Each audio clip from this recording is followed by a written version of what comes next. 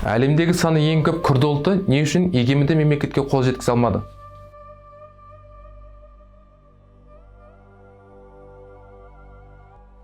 Күрділер қазіргі таяу шығыс аймағындағы Түркия, Иран, Ирак, Сирия мемлекеттерінің шекаралық аумақтары түйісетін ұлан байтақ жерді мекендейді.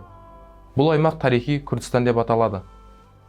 Күрділер жалпы саны 40 миллион адамнан асса да, өзінің жеке мемлекеті жоқ, әлемдегі ең ірі ұлт саналады.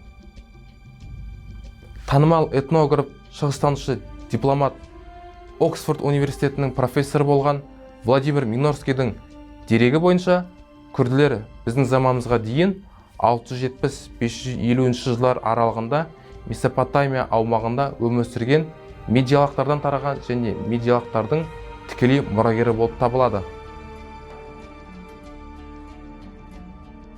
Орта ғасырларда Араб халифаты мен Византия Парсы империясының құрамында болған күрділер 16 ғасырда Осман империясы мен Парсы Сефевид империяларының аумақтарында болды. 1639 жылы Осман Парсы империяларының соғысының аяқталуын айқындаған Зохаб келісімі бойынша Күрдістан аумағы алғаш рет бөлініп, Осман және Парсы империяларының құрамына кірді. Бұл бөліністің ерекшелігі қазіргі Иран күрділерінің сол кезден бастап Иран құрамында қалып қоюының басты себебі болып табылады. 1918 жылы аяқталған бірінші дүниежүзілік соғыстың қорытындысы бойынша Осман империясы ыдырап, қарамағындағы аумақтарды қоныстанған көптеген азшыл ұлттар жаңадан тәуелсіз мемлекеттерін құрай алды. Бұл күрділер үшін негізгі мемлекет құруға берілген мүмкіндік еді.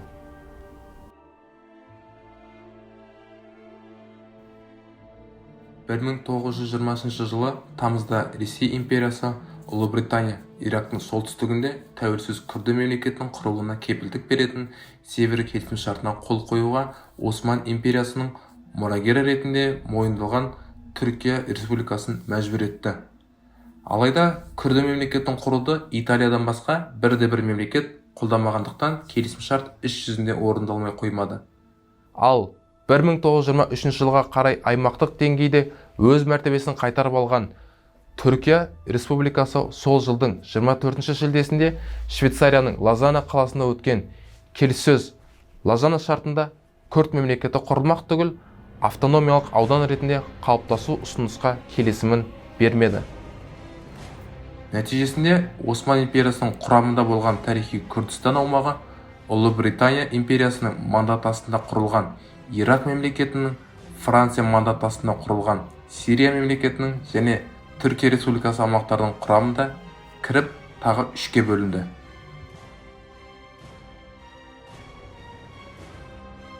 Түркия, Иран, Ирак, Сирияда дербес мемлекет болып қалыптасқаннан соң, өз аумағындағы негізінде ұлттық идеологияны қалыптастырды. Ал мемлекет аумағындағы азшыл ұлттардың болмысын мойындаудан бас тартты. Түркияның алғаш президенті Мустафа Кемал Ататүрік жүргізген ұлт саясаты мұсылмандық негізіндегі арабшылдықтан бас тартып, түркшілікке бағытталды. Түркия аумағындағы саны жағынан ең ірі ұлт болып табылатын күрділер басқа ұлт ретінде қарастырылмай, таулық түріктер деп аталды. Бұл күрді ұлтының болмысы мен ұлт ретіндегі статусы мойындалмағандығын және бұл жағдай күні бүгінге дейін жалғасып келе жатқандығын көрсетеді. Иранда тәуелсіздік мемлекет болып қалыптасқаннан соң, оған шах режимі Түркияның позициясын іле-шала қолдап, өз қарамағындағы күрділерді таулық парсылар деп атады. Сириядағы жағдай да Түркия мен Ирандағыдай қайталанды. Сирияда араб режимі орнап, мемлекеттегі азшылық ұлттарды ассимиляциялау жасау саясаты белсенді жүзеге асырылды. Ирак күрділері алғашында Ұлыбританияның көмегімен өз ұлттық құндылықтары мен идеологиясын қалыптастыра алғанымен, 1930 жылдардан кейін Ирак мемлекетті басшылары тарапынан ассимиляциялау саясатына ұшырады.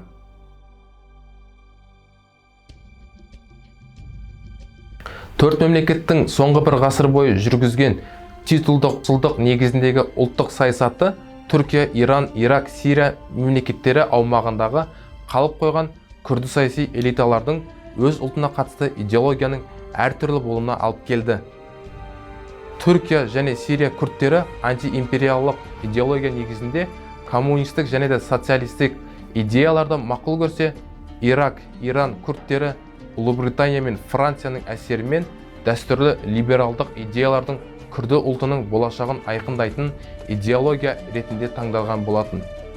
Бұған Ирак және Иран аумағындағы күрділердің Мұстафа Барзанидің басшылығымен 1946 жылы құрған Күрдістан демократиялық партия мен Түркия және Сирия аумағындағы күрділердің Абдулла Оджаланның басшылығымен 1978 жылы құрған Күрд жұмысшылар партиясы бір мысал болып табылады.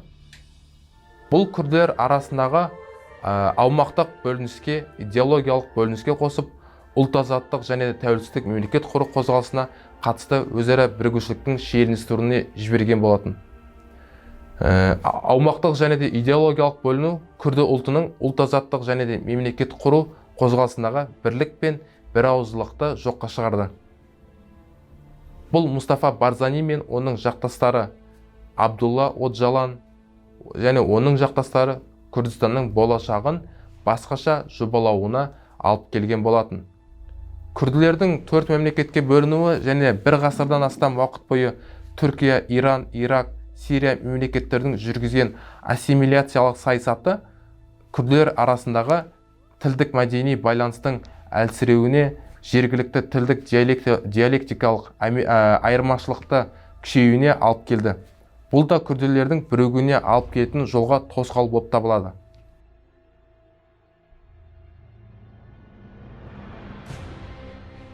Біріншіден, ұлт тағдырын алпауыт державалардың жетегіне ешқашан беруге болмайды.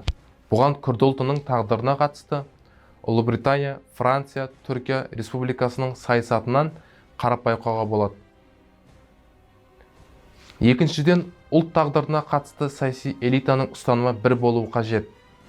Саяси интеллектуалды ұлт басшыларының ұлт тағдырына қатысты алауыздығы ұлттың саяси субъект ретінде жойылып кетуіне алып соқтырады. Үшіншіден, ұлт тағдырына қатысты идеология мен даму бағыттары бірдей болуы тиіс. Жүйелі және негізделген құрылыммен қалыптасқан ортақ ұлттық идея ұлт ғұмырының ұзаруы мен тұрақты дамуына алып келеді. Ұлт көшбасшылары ауыса да, ешқашан ұлттың идеясы ауыспауы тиіс. Төртіншіден, ұлттық идеяның құрылымына қатысты регионализмге бөлінуге болмайды. Бұл ұлттың бірлігін ертеңгі күнге қатысты сенім мен күмән мен толқуына алып келеді.